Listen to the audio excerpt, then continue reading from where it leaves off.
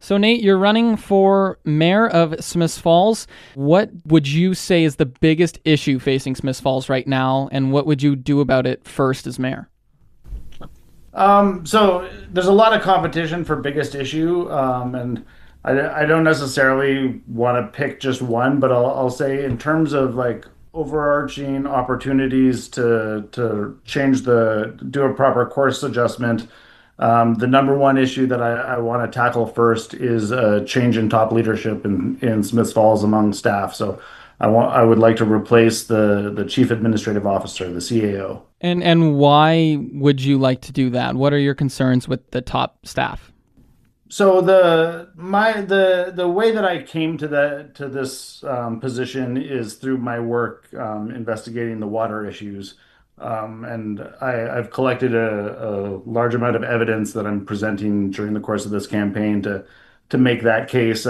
With that said, I've spoken with a lot of people in town who aren't necessarily personally that invested in the water and familiar with that issue, but they've came to the same position through completely under other means. And so, there's lots of reasons to want to change in leadership in Smiths Falls, and there are many are perfectly valid, but the way that I got to that position is through the water issues.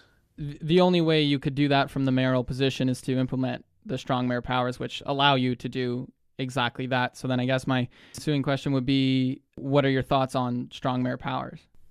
Yeah, perfectly valid question. So first, I want to push back on the premise of the question. It is you are absolutely correct that strong mayor powers have a specific wording in the law that allow for mayors to replace the CAO.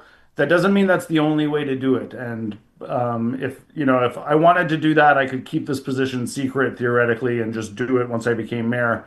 And I don't want that at all. What I want to do is raise it as an issue during the campaign. So not only me, but all the other candidates and the current administration have an opportunity to take a position on this subject. And I want the voters to be able to make an informed choice.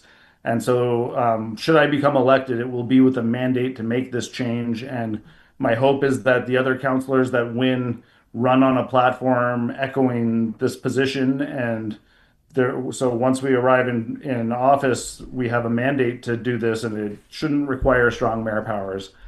So that I would like to say first, and secondly, what I would say is in general, I'm not a fan of strong mayor powers. I think I really value open dialogue and the power of convincing arguments. And if generally speaking, on the vast majority of issues, if I'm not able to convince the other counselors of something, that would make me very much question the merits of my position and ready to reevaluate it and keep trying to pursue, push the positions that I believe are right, but do so in a manner that doesn't rely on strong mayor powers.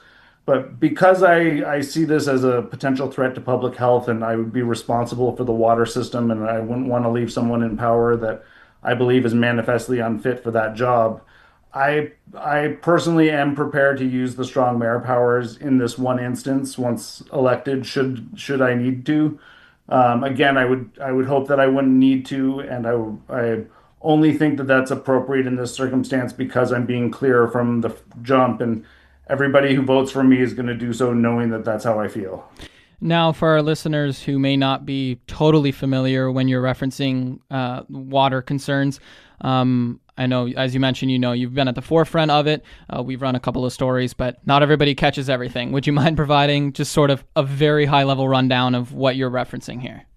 Yeah, absolutely. So there's a variety of concerns, and it's a very like complex issue, and almost everybody gets a headache as soon as you start talking about water chemistry and regulatory stuff because it's kind of mundane and down the geek rabbit hole. It happens to be like an area of expertise of mine, so I'm very familiar with it, but I understand that most people are not gonna get overly invested on the details. But I think just at a very big picture level, there's been a great deal of secrecy among in terms of how the town is handling water issues. And earlier this week, I posted a bunch of evidence showing a system that I uncovered where when lab reports showing contamination are produced, rather than sending it the way they normally do with the lab reports that show clean tests, they're directing them directly to the town solicitor, who is also serving as as the integrity commissioner. And he then, in his office in Kingston, is asserting solicitor-client privilege over those test results, effectively vanishing them from public record so they can't be easily reviewed through the Freedom of Information Act. I even found internal town emails that showed that the director of public works, the person who's most actively responsible for ensuring the safety of the water, didn't even have access to test results that showed like very high levels of contamination. And there's much more evidence, and we can go on for hours about this. And I'd like to do some follow-up interviews where we actually comb through the evidence if you're game for that.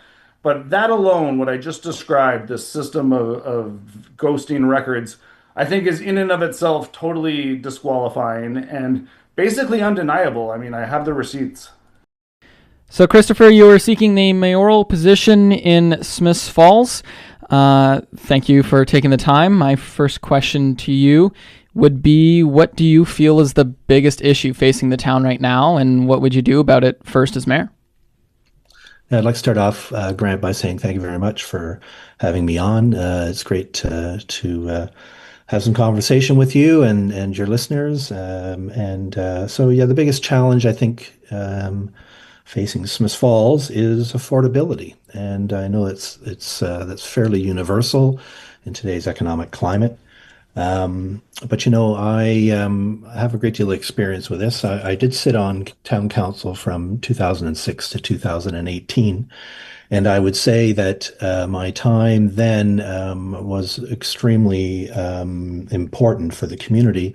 Only that just after I was elected in 2006, there was a departure of a number of local industries. There was a bunch of factories closed in Hershey's and Stanley's, and actually with direct job losses of 1,700 in a population of 9,000.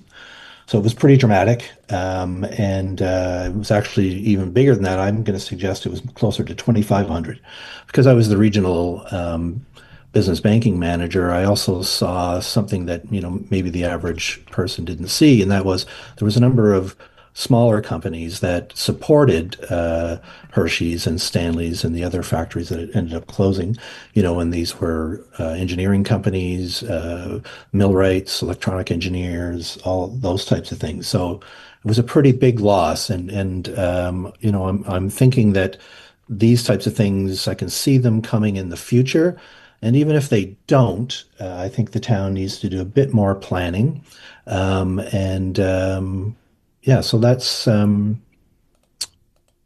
thoughts on that.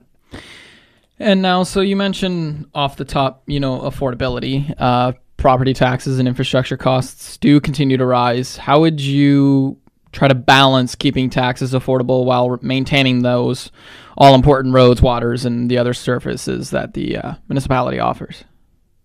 Yeah, well, that's the $1 million question, Grant? So it is a balancing act, right? So we need to grow, we need to be secure, we need to prosper. Um, but yes, I mean, taxes in Smith Falls are high, water that's high, and that's for a lot of reasons. And I think years ago, when I did sit on council, we did what we called regular service reviews. So I sat for 3 terms, and we did a couple of different times. We did service reviews, and that was where we would take a very detailed look, comprehensive review of everything that we're offering. And doing these wasn't about eliminating services, because sometimes that seemed to be the impression that why we were doing it. It's about just finding efficiencies within the organization. Often they were led by staff and in the past. But as mayor and with my financial experience, I would lead those this time around. And I would do, that's very detailed analysis in conjunction with staff. Just, you can find efficiencies when you really look at them and involve, the rank and file within the organization, especially if they don't feel like they have anything to be worried about. They'll certainly assist with that. So I can see that. I've seen that in the past. So During my 35 years experience with financial institutions, I was a financial advisor for a number of different municipalities in this region and across the province, actually. And I saw other organizations, municipalities do this exact exercise. And, some had great results. Some kind of fumbled their way through them. Seeing those firsthand, and I think I can identify the pitfalls. That's what I really want to do, and I think that's the thing that's going to help with that. Also, the bigger issue too is, the way to sort of reduce taxes and water, or to sort of minimize increases anyway, is to get more people on the system. So that's growth. Now, Smith Falls stagnated for a number of years, and it's had some fairly good growth now. But I think, I've also had a lot of experience in working with developers over all my years in the banking industry. And I think I can leverage those relationships and use that acumen I've developed to help the town grow. Of course, when I say grow, I mean grow responsibly. And you alluded to earlier of your history and background of municipal politics, obviously as a councillor in Smith Falls, so you know the ins and outs of working as a member of council, and of course you worked with Mayor Sean Panko during his first term as mayor. What would you do differently from the current council and Mayor Panko if elected? Well, I think sometimes it's about getting back to basics. So I don't want to be, you know, critical of the existing council.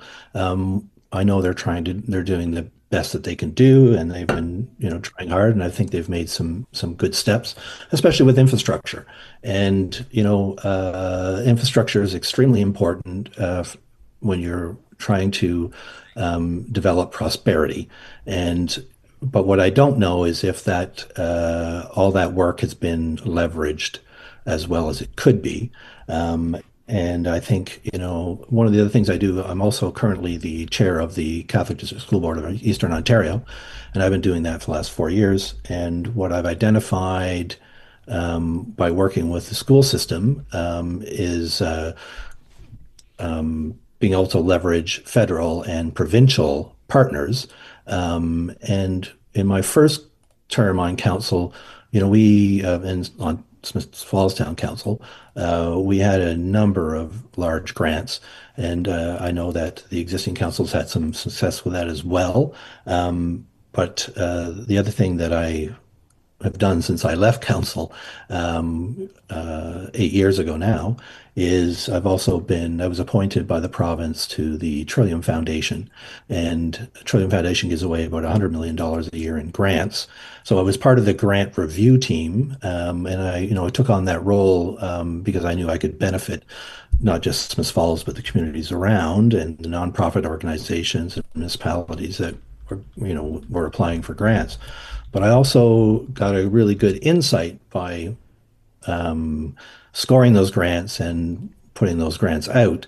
I got a really good insight into things that we can do within Smith Falls to improve that. And again, that goes back to if you can get more grants, you can grow, you can won't be as much burden on taxpayers and water users. Those bills, hopefully would come down, but at the very least would reduce the amount that they have to increase every year. And so obviously another campaign cornerstone you're running on, of course, is improving transparency at Town Hall, as you're referencing these claims. What specific changes would residents actually see under your leadership? So a bunch of things. So I'm proposing what's called performance-based budgeting, and that's a principle that's been used in other municipalities. It's considered one of the best practices in terms of a municipal budgeting. And that's the idea of being very data driven and making spending allocations based on data and feedback in terms of very specific results. And that's both good in terms of a best practice for making intelligent spending decisions, but it also facilitates a radical level of transparency where voters can actually look at what their elected representatives are doing and analyze the decisions that they're making. And it's very easy to be critical of government officials and the choices that they make, and sometimes, I think those it's totally fair game to do so. But I think if voters were able to see the tough choices and if we provided technologies that allowed looking at models of alternatives, so the various options before us could be considered in a rational manner, it would engage the public in a much more positive way and create a better level of trust between the government and the residents. Now, I'm sure you know this question's coming. I'm sure you've answered it a number of times as a member as a member of Smith Falls Council earlier, but I have to ask you, as you will be asked many times on the campaign trail, what's your position on the future of local policing with respect to the Smith Falls Police Service and the possibility of OPP policing? Yeah, well, I can talk about that with confidence. I sat on the police board for 8 years during my 12 years on council. I can tell you that I always feel that nothing is off the table. I believe that our police service is very good, but I've also, I've spent lots of time talking to people that have had different delivery of service, and that could be a regional police service or an OPP. I was a part of, or I was a member of the Ontario Association of Police Service Boards, and I represented Smith Falls on that organization. And so I would often meet with people in similar roles. And I'm thinking about Niagara region and York region, and also, towns of our size that had an OPP solution as well. So I just always think that I need to hear from the taxpayers to understand what they think. So I'm currently conducting a survey online, and your listeners could go to cummingsformayor.ca and they can access that if they're a Smith Falls resident. I ask them to answer the questions about just this very question because I want to get a sense of what they think. I mean, I know what I think, but I want to listen. I want to hear what people's concerns are, and I want to know their opinion on this. But the short answer is nothing's ever off the table. But there are some real benefits of having our own service. And people who have had OPP, municipalities like Carleton Place and Perth and Renfrew have told me over the years that going to OPP wasn't all gravy or all perfect situation. But they so I think we always have to know that that's what we have to keep in mind. And the challenge is when you do go OPP, and I've heard this many times over the years, when you do decide as a municipality to go to the Ontario Provincial Police as your policing delivery model, then you can't go backwards. So, once you get rid of all your cars and your equipment, your communications equipment, and your buildings, and 3 years later, if you decide to go back to your own service, for a community the size of Smith Falls would be, economically debilitating. And now the age-old election question in this town. What's your position on the future of local policing in Smith Falls and the possibility of OPP policing?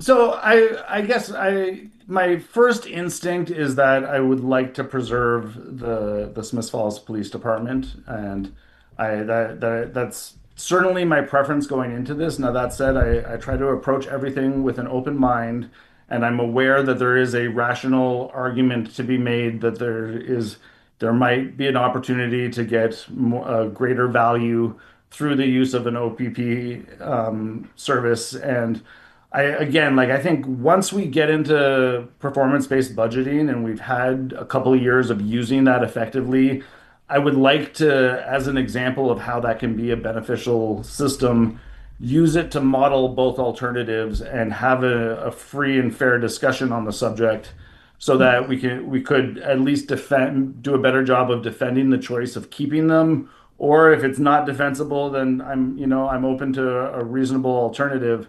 But I do see value in having a local police department because our town is so quirky and unusual and does face specific issues that aren't typical of the rest of the surrounding area.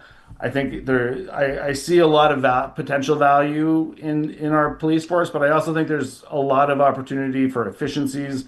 There's a real lack of transparency around where the money is going and why. And I think, yeah, I think there's a lot of opportunity to do better. And switching topics now to affordable housing. Of course, that's always a growing concern. What role do you feel the town should play in creating more affordable housing options? Yeah, well, absolutely. I mean, that's why we have our provincial partners. And also the county plays a major role in this. And it's about keeping that dialogue open. I mean, we just need to identify the gaps and do what we can. But the reality is, you know, for an independent business person to a developer, when they build a building, there has to be grants available from the federal government and the provincial government in order for them to build those buildings because costs are so high. In order to make it economically viable, there has to be grants. You know, the town of Smith Falls is going to be able to provide that level of grant, but we certainly can lobby and advocate for developers, and it goes back again to about identifying grant opportunities, and that's our active role as a municipality to do that.